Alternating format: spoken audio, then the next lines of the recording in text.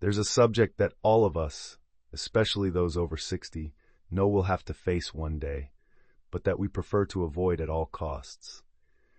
It's something that's part of the most universal human experience there is, but that our society treats as taboo. I'm talking about the final moments of our journey here on Earth. Subscribe to the channel and leave your like to get access to more stories like this. Have you ever stopped to think why we avoid talking about it so much? Maybe because, deep down, we all carry this feeling that time is passing faster than we'd like. Maybe because when we look in the mirror, we see the marks that the years have left on our face, on our hands, on our energy.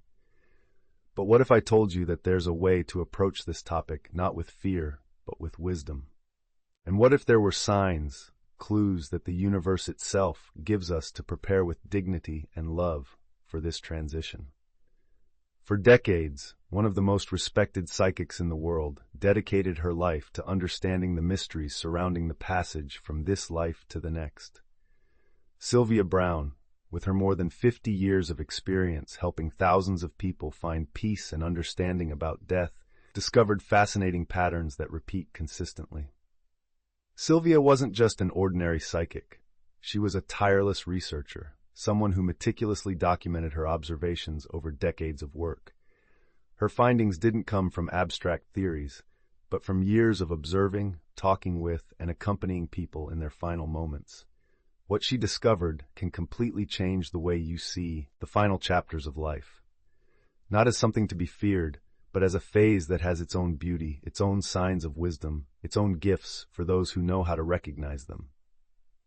Sylvia Browne identified 7 specific signs that, according to her observations, consistently appear in the last year of a person's life.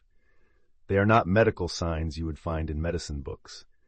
They are more subtle, deeper signs that speak directly to our soul and our intuition.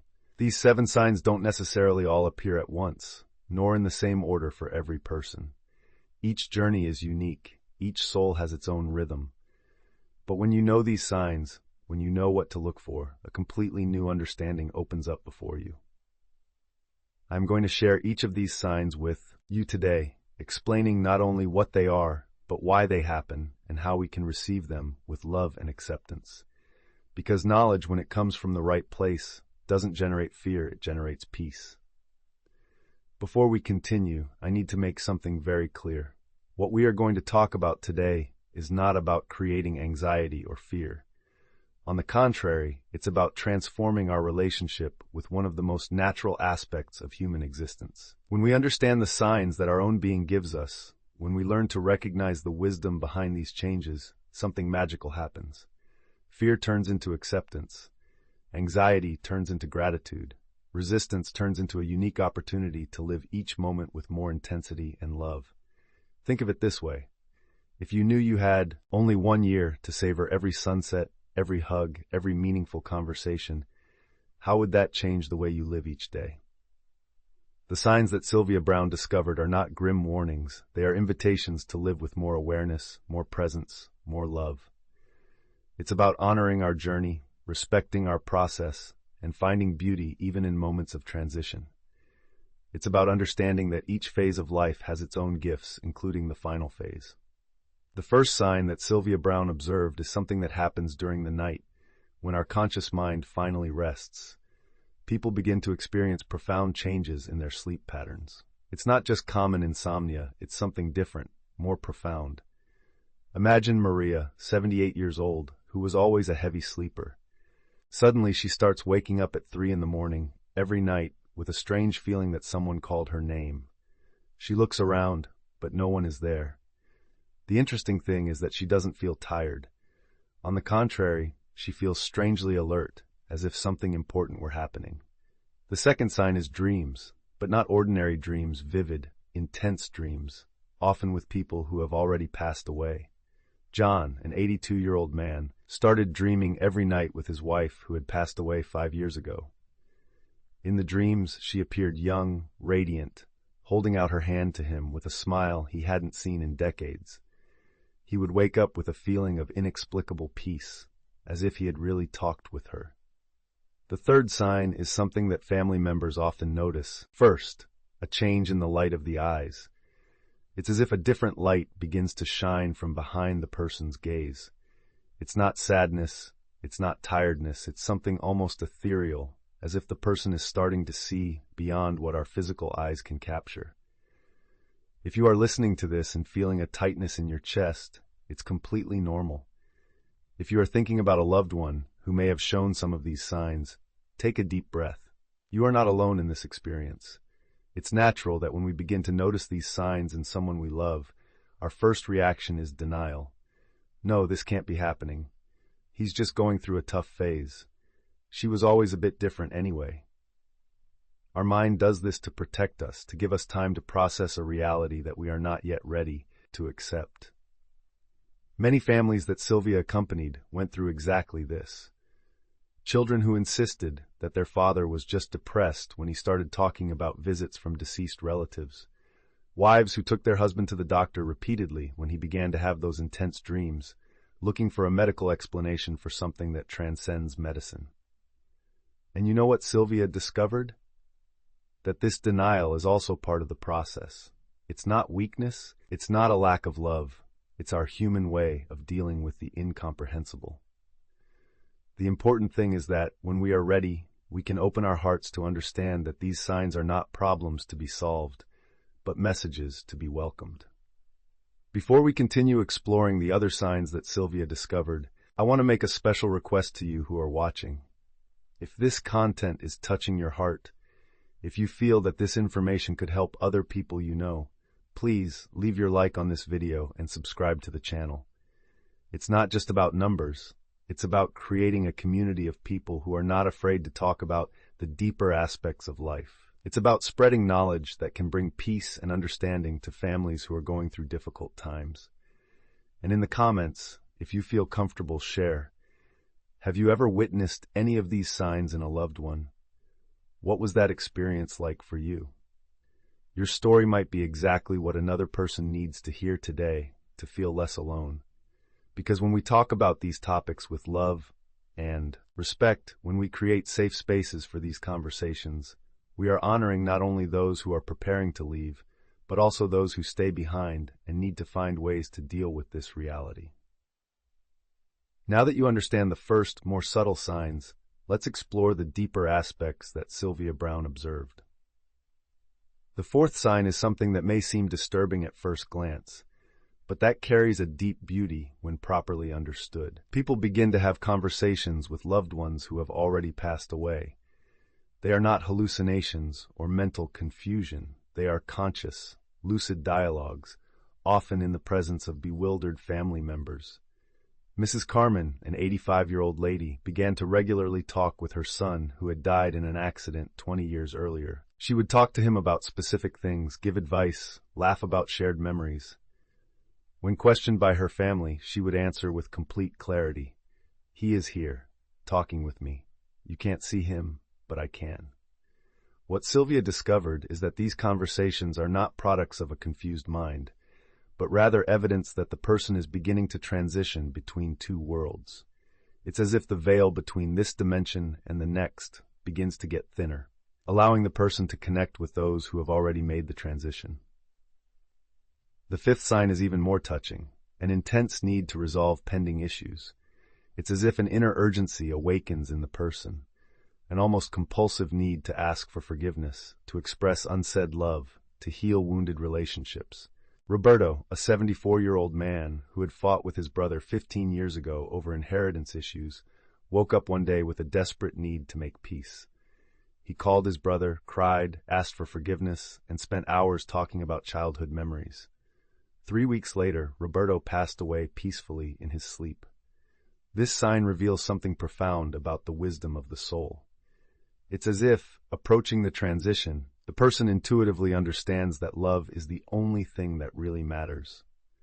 Grudges, resentments, hurt pride, all of this becomes irrelevant in the face of the approaching departure. What remains is only the pure desire to love and be loved. The sixth sign is a change in the relationship with time and with memories. The person begins to live intensely in the past, but not in a melancholic way. It's as if they are revisiting their life, savoring every significant moment, every important person, every experience that shaped who they became. Anna, 79 years old, spent her last months telling detailed stories of her youth to her grandchildren. She remembered colors, smells, sensations that she had forgotten for decades. It was as if her memory had become a vivid and precious archive that she wanted to share before leaving. Sylvia observed that this life review is not random. It's as if the soul is taking stock, integrating all the experiences, extracting the wisdom from every moment lived. It's a process of completion, of closing cycles, of preparing for the next phase of the journey. The seventh and final sign that Sylvia Browne identified is, perhaps the most beautiful and transformative of all, a deep and inexplicable peace that takes over the person. It's as if all worldly worries simply dissolve, giving way to a serenity that transcends any logical explanation. This peace doesn't come from resignation or giving up. On the contrary, it comes from a deep, almost mystical understanding that everything is exactly as it should be. The person stops fighting against life, stops resisting the natural flow of things, and surrenders to an absolute trust in the process. Imagine Mr. Francisco, a man who spent his entire life worried about money, about his children's future, about 1,001 responsibilities. In his last months, something completely changed. He started waking up smiling, being thankful for simple things, like the song of the birds, the taste of coffee, the warmth of the sun on his skin. When his children asked if he was okay, he would answer with a tranquility they had never seen. "I'm better than I've ever been. I finally understand what really matters." This transformation reveals something fundamental about human nature. When we approach the final transition, when the superficial layers of existence begin to dissolve, what remains is our purest essence. And this essence is made of love, gratitude, compassion, and a wisdom that transcends any intellectual knowledge. Sylvia noticed that people at this stage often become sources of wisdom for everyone around them. They talk about forgiveness with an authority that comes from lived experience. They talk about love with a depth that touches the heart of whoever is listening. They talk about gratitude in a way that transforms the life perspective of children, grandchildren, and friends. It's as if, approaching their departure, they become bridges between two worlds, bringing insights from the spiritual dimension to those who are still walking in the physical dimension. They become unintentional teachers, teaching by example how to live and how to depart with dignity. The most impressive thing is that this piece is not just a preparation for death, it's a lesson on how to live. When we observe someone at this stage, when we witness this deep serenity, we are invited to question our own priorities. What really matters? Why do we spend so much time worrying about things that, in the end, are irrelevant? How can we live each day with more presence, more love, more gratitude? We have reached the end of this journey of discovery, but in reality, we are just at the beginning of a new way of understanding life and death. The 7 signs that Sylvia Browne identified are not just indicators of an imminent transition. They are invitations for a profound transformation in the way we live each day. When we understand that death is not an end, but a transition, when we understand that there is a deep wisdom in the signs our soul gives us, something magical happens in our daily life. We begin to live with more intensity, more presence, more love. Maybe you have never thought about this, but each of us is, in some way, preparing for our own transition. We don't know when it will be. We don't know how it will be, but we know it's part of the human journey. And what if we could live each day as if it were an opportunity to practice these signs of wisdom? What if we could live each day resolving pending issues, expressing unsaid love, forgiving old grudges? What if we could live each day with the deep peace of someone who understands that everything is exactly as it should be? What if we could live each day savoring precious memories and creating new meaningful experiences? The teachings of Sylvia Browne show us that preparing for death is in fact a preparation for a full life. When we are not afraid of the final transition, when we understand that it is part of a larger process, we are freed to live with an authenticity and an intensity that transform not only our experience, but the experience of everyone around us. If this video touched your heart, if these reflections awakened something in you, don't keep it to yourself. Share it with people you love. Talk about these topics with your family. Create safe spaces for these important discussions. And please, leave your like, subscribe to the channel, and share in the comments how this information impacted your perspective. Because when we talk about death with love and wisdom, we are actually talking about how to live with more fullness, more awareness, and more love. And that is the greatest gift we can give to ourselves and to those we love. The journey continues, and each day is a new opportunity to practice the art of living consciously, preparing ourselves not only for our own transition, but for a richer, more meaningful, and more loving life with each passing moment.